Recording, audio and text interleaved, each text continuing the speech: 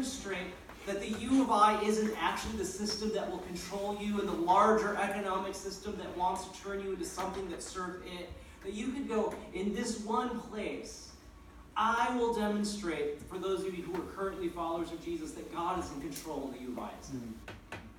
I want to suggest for some of you, it just may be time, right? When I was a college student at the University of Chicago, I remember I just made a commitment early in my academic career. I was always going to show up at Bible study. I was always going to show up at these kind of large group meetings because I knew I could not make it alone.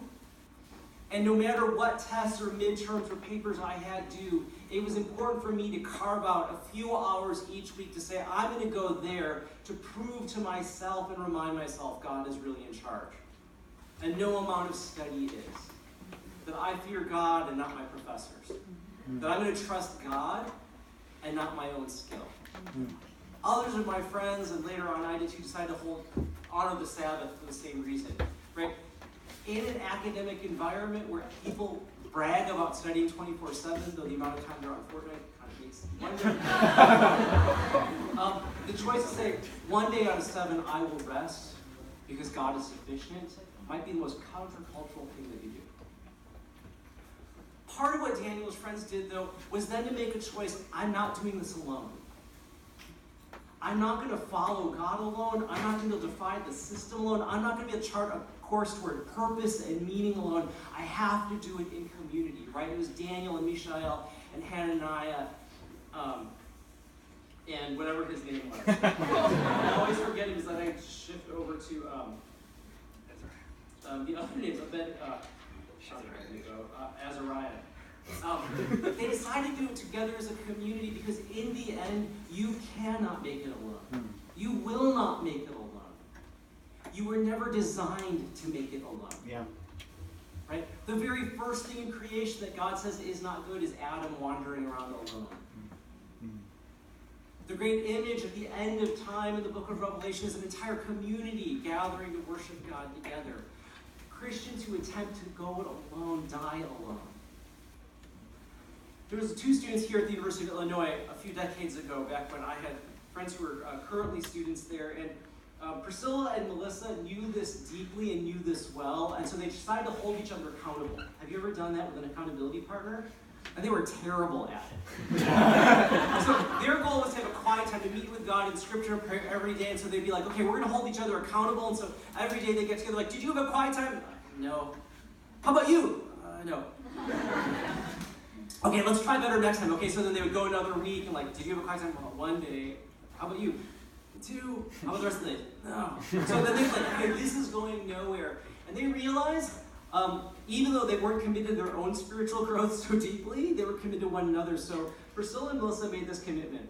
Priscilla said to Melissa, if you don't have a quiet time by 9 a.m. in the morning, I have to fast the rest of the day. And Melissa said, that's excellent. If you don't have a quiet time by 9 in the morning, I'm going to fast the rest of the day. Whether I have a test, midterm, or paper, whether I'm busy physically or not, if you don't meet with Jesus, I'm not going to eat, and I'm going to go hungry during the rest of the day to remind you how much God wants to meet with you. The only thing that was going to motivate them to have a quiet time was their friend's hunger and pain. They did it.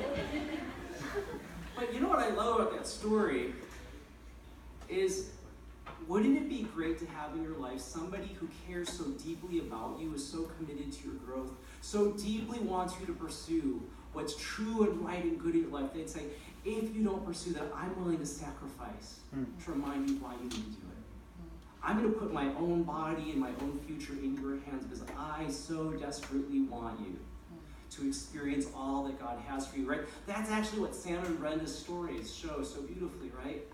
They couldn't make it alone, but when they chose to commit to a community, when they allowed people in their lives, when they were vulnerable with one another, when they allowed people to come alongside them and model a different way forward, suddenly the goodness and majesty of God were experienced. What will you do to invest in Christian community this year?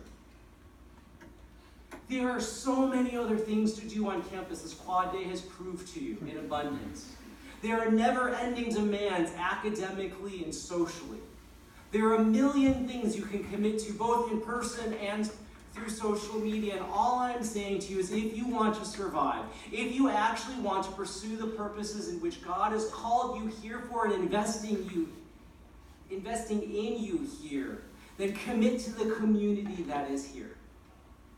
Be at small group and get to know one another. Find accountability partners who will stand with you and sacrifice for you, to hold you up when you cannot stand, to lift you up when you can no longer walk, to be there when you're celebrating, and to pray for you when you are despairing. If you do not have that, you are cheating yourself out of one of the greatest resources that God has to offer you. Tonight, I hope you will commit to joining a community of people who will pursue God with you.